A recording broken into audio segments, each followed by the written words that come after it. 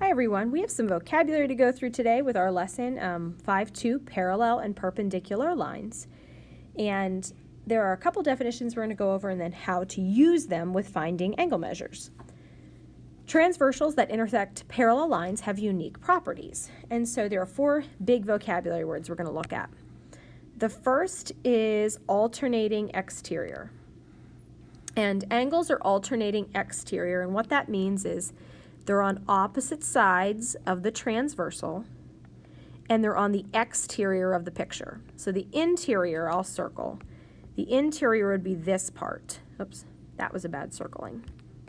The interior would be these angles and these angles. The exterior would be these angles and these angles. And they have unique properties. So, alternate exterior angles are ones on the opposite sides of the transversal, and they are congruent to each other. Now remember, congruent is our fancy way of saying they're equal to each other in geometry. They would be the same measure. So if y is 120 degrees, the other y is 120 degrees. If x is 60 degrees, the other x is 60 degrees. Alternating interior are similar, except they're on the inside. So this angle and this angle are the same, and x are the same. They are congruent, and these are words we expect you to know. Congruent is just a fancy way of saying equals. They're congruent to each other, and they're alternating sides of the transversal. And then corresponding, I think of corresponding as being in the same position top and bottom of the parallel lines. So notice y up here is in the top, I would call it right-hand corner. X would be in the top left hand, and they're corresponding. Z in the bottom left hand, and W in the bottom right hand. Those are all examples of corresponding angles, and they are also congruent, meaning equal to each other in measure. So let me give you a really quick example. If y is 120 degrees, then this y would be 120 degrees. If w is 80 degrees, this w is 80 degrees. Corresponding angles are congruent as well. And then these ones are a little bit different. We're going to call them same side interior. So they're both interior angles, but they can be different than each other. Their big idea is that they're supplementary. They add to 180 degrees. Now, they could be the same. The only time they would be the same is if they're both 90 degrees, but they would have to add up to 180. So let's pretend that this is 100 degrees, then this angle would have to be 80 degrees. They must add up to 180 degrees. So that is same side interior. So let's recap them. You have alternating exterior, they're on the outsides, alternating sides of the transversal. Alternating interior, alternate the inside of the parallel lines against the transversal. Corresponding angles are in the same position, top and bottom. And same side interior, same side of the transversal, and they add up to be 180 degrees. So how do we use these properties? Well, I'll give you a picture of parallel lines, and then either number or name the angles, and you'll have to complete the picture of all the angles that you see in the picture. So in this first one it said, if the measure of angle 2 is 80 degrees, I need to fill out the rest of the picture. So let's talk about each angle. Right away, we can see that angle 4 and angle 2 are unique. They're called vertical angles. So I'm going to fill out 4 as being 80 degrees. Vertical angles are congruent. You learned that last lesson. Now let's talk about 2 again. So we already know 2 is 80 degrees. What would 6 be? Well, 6 and 2 are called corresponding, and corresponding angles are congruent. So it's also 80 degrees. Let's change colors. How about 2 and 8? 2 and 8 are alternating exterior, and they would be the same as well. So we have 2, 4, 6, and 8 are all the same. So what do we think the missing angle measure is for 1, 3, 5, and 7? Well, here's a line. A line is a straight angle, meaning these two have to add up to be 180. So if 2 is 80, 1 would have to be 100. So I don't have 1 on here, but the measure of 1 is 100 degrees, which would make 3 vertical with 1, so it's 100 degrees. 3 and 7 are corresponding, so that makes it 100. 3 and 5, so these two are alternating interior, which makes it 100. So when you're filling out a picture with parallel lines cut by a transversal, you'll only have 2 different angle measures, unless they're all 90.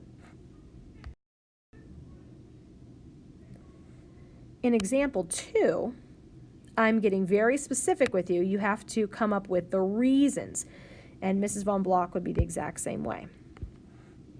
If 4 is 125 degrees, we have to fill out some questions about it.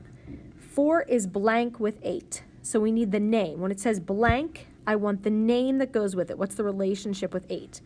4 and 8 are called corresponding, so it's corresponding, which make them congruent. So if it's corresponding with 8, 8 is also 125 degrees.